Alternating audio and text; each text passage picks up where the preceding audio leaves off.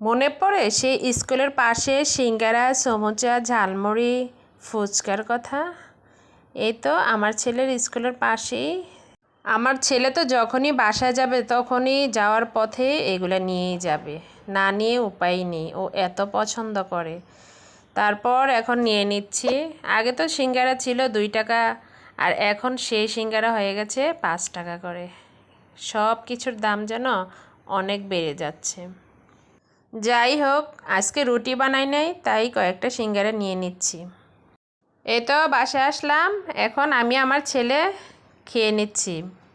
আমি বাসায় প্রায় সময় বানাই, কিন্তু এতটা মজা হয় না। বাইরেরগুলি কেন যেন এত মজা হয় বুঝি না। ওরা নোংরা তেল দিয়ে বানায়, তারপরও যেন অনেক মজা হয়। আর বাসায় এত পরিষ্কার করে বানাই, তারপর কেমন জানি ওদের মতো লাগে না। ওদের সিঙ্গারা থেকে ঘ্রাণই অন্যরকম। আমরা বাঙালিরা এরকমই, ময়লা খাবারটা বেশি ভালো লাগে।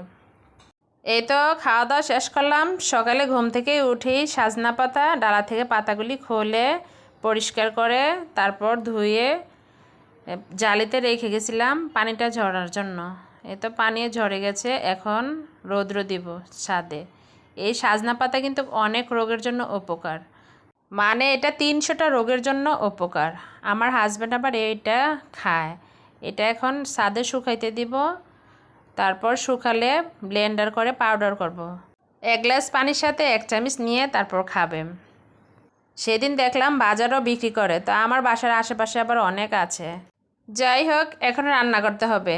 এই তো দেখেন আমার হাজব্যান্ড মূলা নিয়ে আসছে। এই দিনে কি কেউ মূলা খায় বলেন তো? অনেক আগে নিয়ে আসছিল, তা আমি রান্না করি না, যে মূলা ভালো লাগবো না। তা আজকে হঠাৎ করে মনে পড়লো যে ফ্রিজে না মূলা আছে। বাসায় কোনো সবজি নাই তো, তাই আজকে এটা দিয়ে চালিয়ে দিব। আর সবজির দাম তো যেই, ফালায় তো মায়া লাগে। যাক, এখন রান্না করি। মূলা কে কীভাবে রান্না করেন জানি না, আমি কিন্তু ভাপ দিয়ে পানিটা ফেলে তারপর রান্না করি। এই তো পেঁয়াজ কিছুক্ষণ ভেজে তারপর কাঁচামরিচ, এখন দিয়ে দিলাম চিংড়ি মাছ। চিংড়ি মাছটি কিছুক্ষণ ভেজে নিব। চিংড়ি মাছ এমন একটা মাছ, মানে যা সবজি দিয়ে রান্না করি তাই অনেক ভালো লাগে।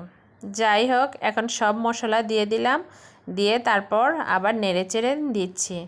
তারপর দিয়ে দেবো একটু পানি। পানিটা দিয়ে কিছুক্ষণ মাছটা কষানোর পর তারপর দিয়ে দিব মূলা। তারপর দেওয়ার পর কিছুক্ষণ নেড়ে চেড়ে মিক্স করে দেব। অনেকক্ষণ কষানো হলো, এখন দিয়ে দিচ্ছি পানি। পানির পরিমাণটা একটু কমই দিতে হবে, মূলা তরকারি তো হালকা মাখা মাখা পানি থাকবে, বেশি পানি দেওয়া যাবে না।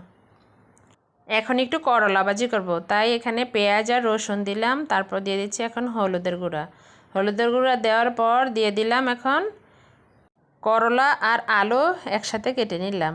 করলার সাথে আলু দিলে যেন খেতে ভালো লাগে ভাজিটা, তা আমি করলার সাথে সবসময় আলু দিয়েই রান্না করি।